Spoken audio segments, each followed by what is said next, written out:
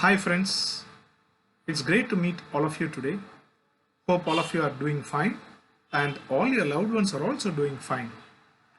At the outset, our sincere thanks to B.S. Abdur Rahman, Institute of Science and Technology and School of Life Sciences for giving us a great opportunity to meet all of you.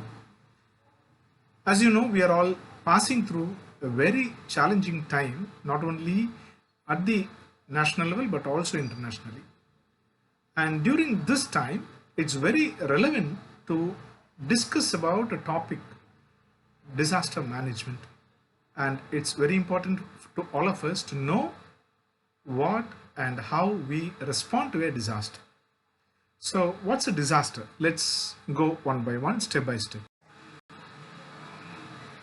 So what's a disaster? Disaster is a serious disruption of functioning of a community.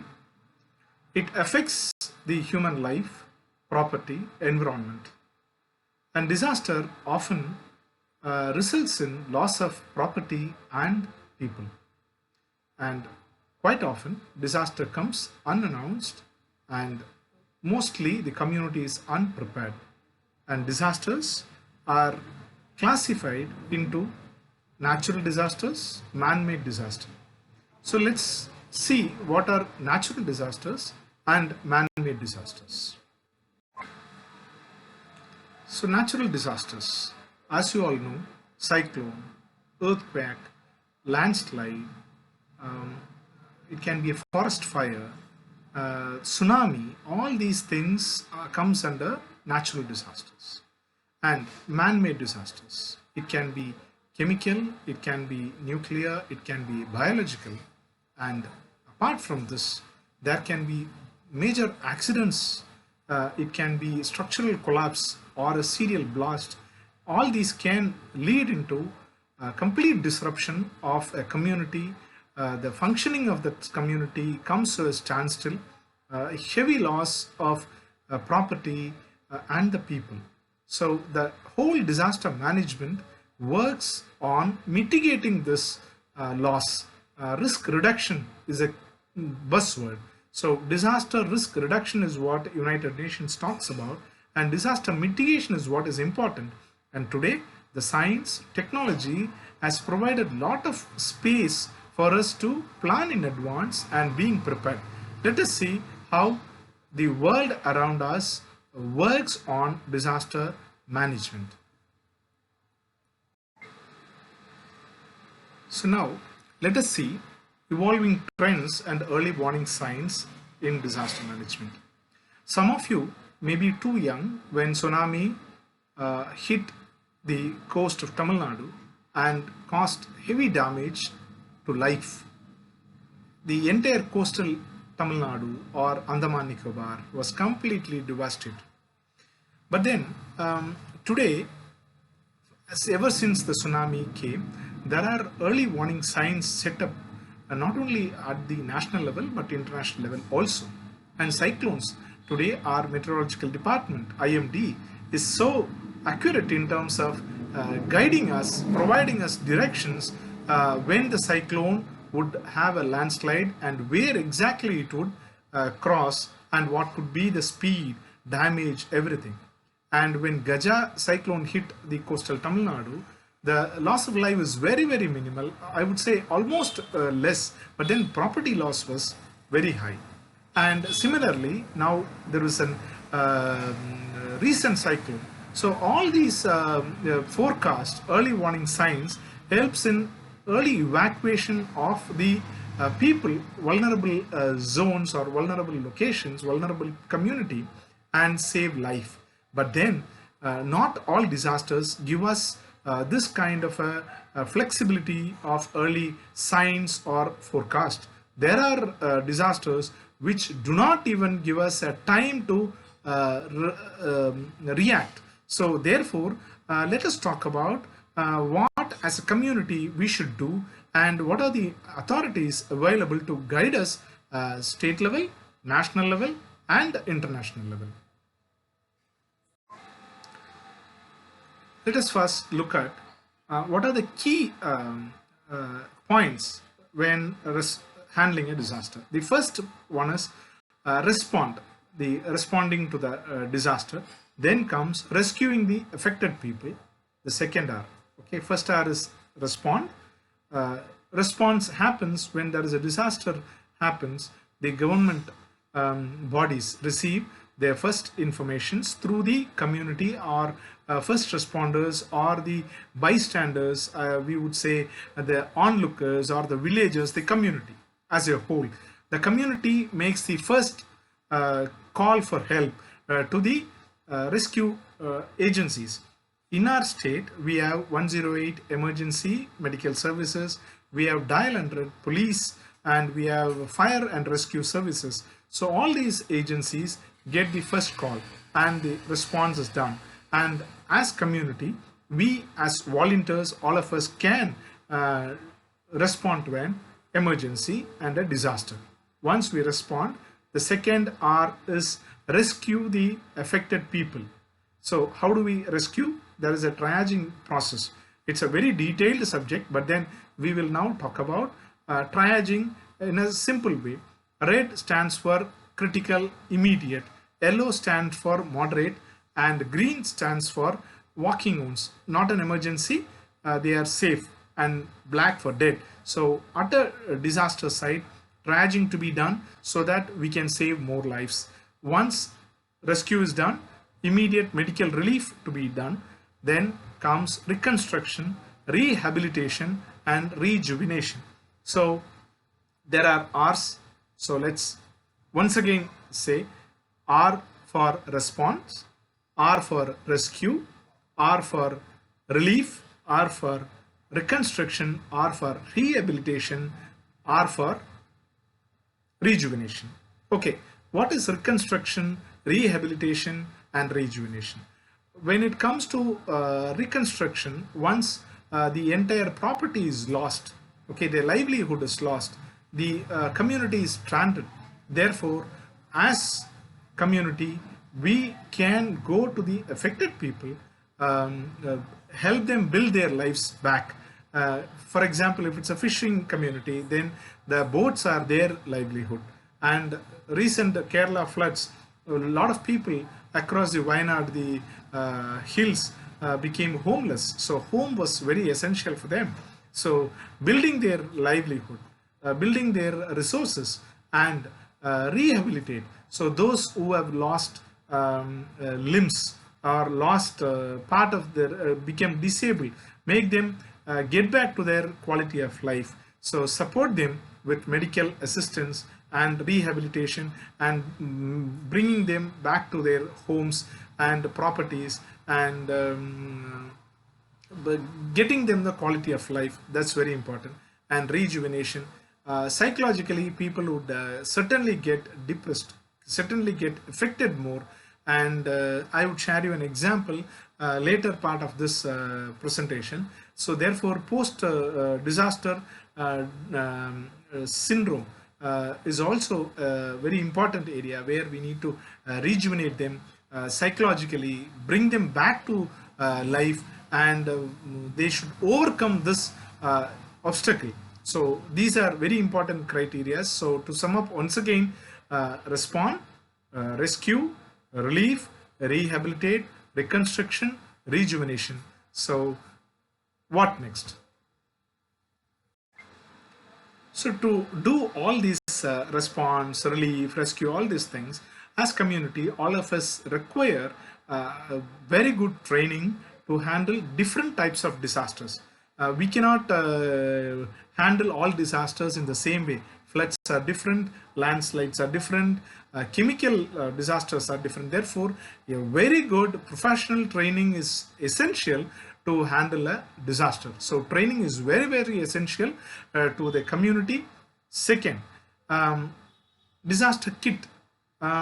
If I tell you something interesting, have you heard of disaster biscuits? Have you heard of disaster water? It is available in Chennai. Suppose an earthquake comes and people are struck inside a building. Assuming a disaster happens for several people are affected, the rescue forces cannot come immediately and rescue everyone together. Therefore, till a help comes, we need to survive. Therefore, disaster biscuits are available. Disaster waters are available with longer shelf life. This can help us survive till a professional help arrives. So very interesting subject things have come, and disaster kits are essential. While first aid kits are essential, every institution should also have a disaster kit in place, disaster rescue plan in place, disaster management policy in place. And with the kit, what else we need is effective communication. See, today when I talk to you, you understand, and you talk to me, I understand. But then during a disaster, all of us would be panic.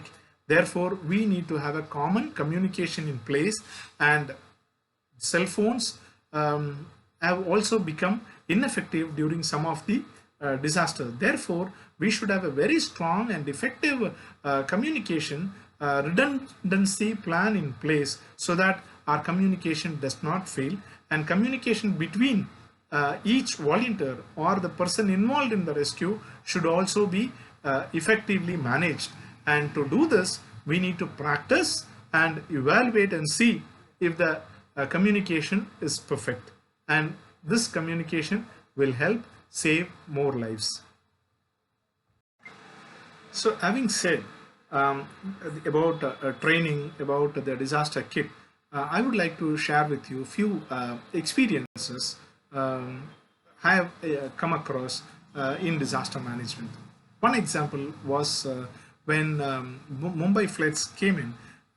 One of the banks, okay, they had all documents stored in the basement, okay, completely washed away, and many of the important documents could not be saved, and the servers, one place could not function because it was flooded. Therefore, the learning from that is you should have disaster recovery site and business continuity plan in place. Now, the same bank has servers across multiple locations. Therefore, if one city gets affected due to any disaster, still they can go without any interruption, or else I would say uninterrupted. And documents are also stored now in digital formats, so that retrieval can be done so easily. Another example I would say is a healthcare facility where they never thought they would be flooded, and when it got flooded, their electricity chamber was completely affected, their oxygen chamber was completely affected, and patients could not get enough support. So such happen, or unprecedented things can happen, or completely unimaginable things can happen during a disaster. Therefore, a proactive plan in place will only help us save more lives. I would like to share with you a few more examples. This is about Thani cyclone, which hit Kadalur and a part of Nagapattinam district.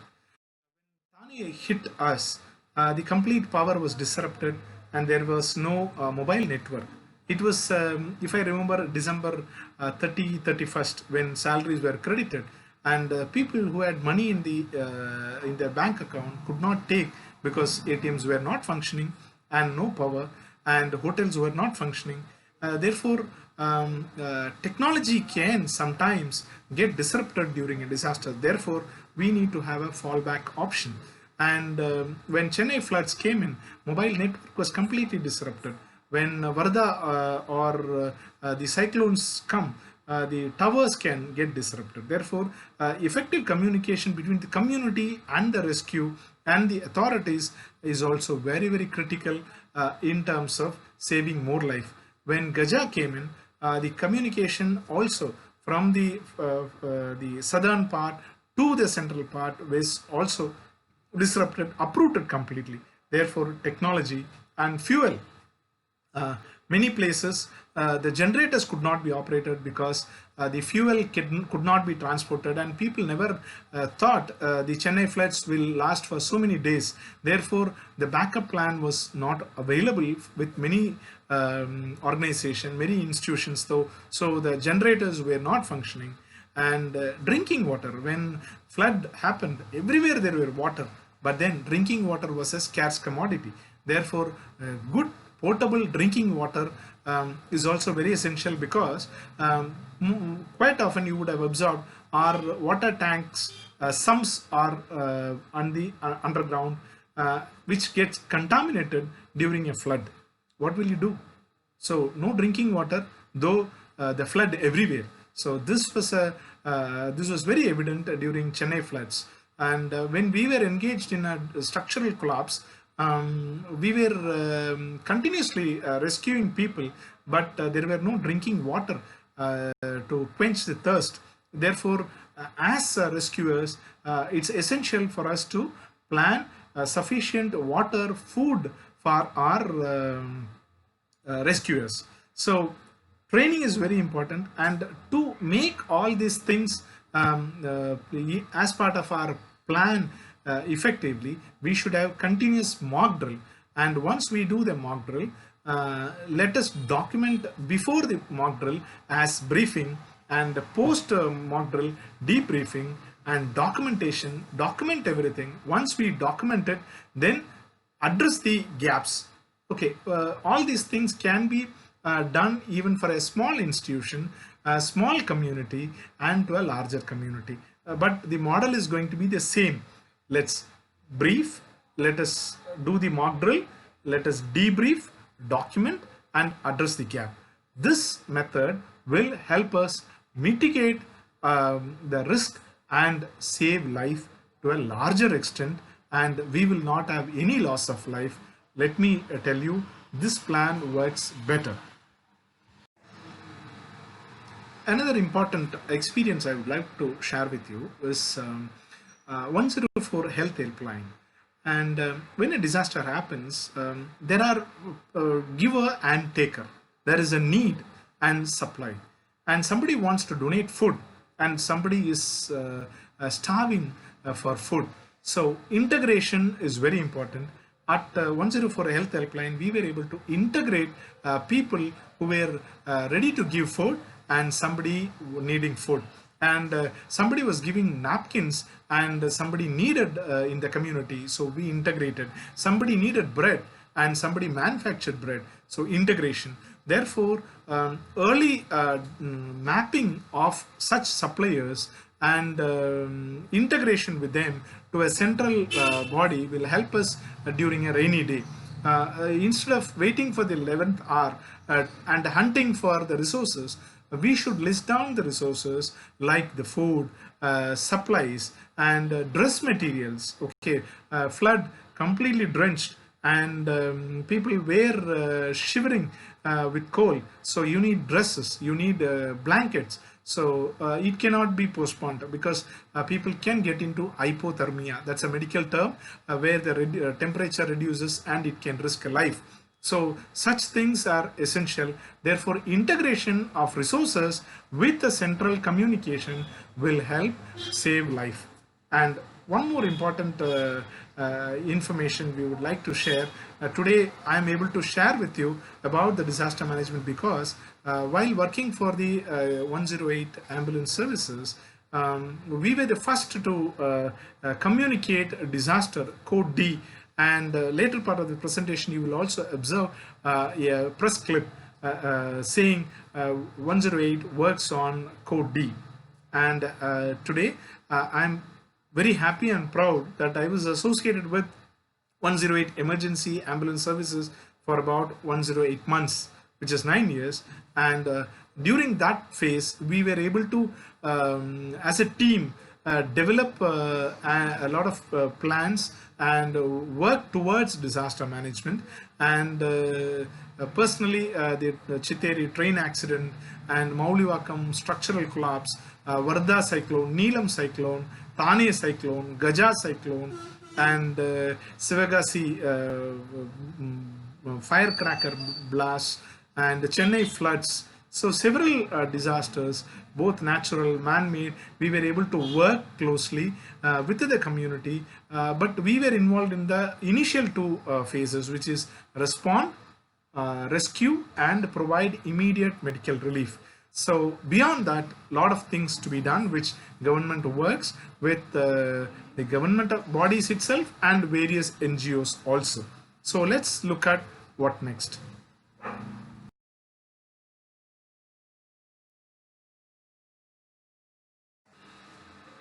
Disaster management is a very large subject and needs a lot of deliberation, a lot of discussion. It cannot be put it in 10 minutes or 15 minutes, but then the objective of this session is to give you an idea on the disaster management and generating interest to learn more.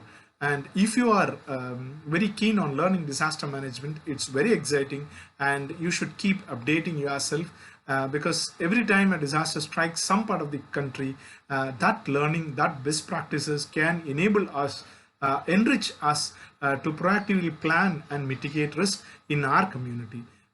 Therefore, as people of life sciences, I would urge you to work towards disaster mitigation, and many innovative products can be brought into disaster management and save more lives. So once again, sincere thanks to Dr. B.S. Abdur Rahman, Institute of Science and Technology and School of Life Sciences, for giving us this opportunity to meet all of you, and wish you all good health and happiness. God bless.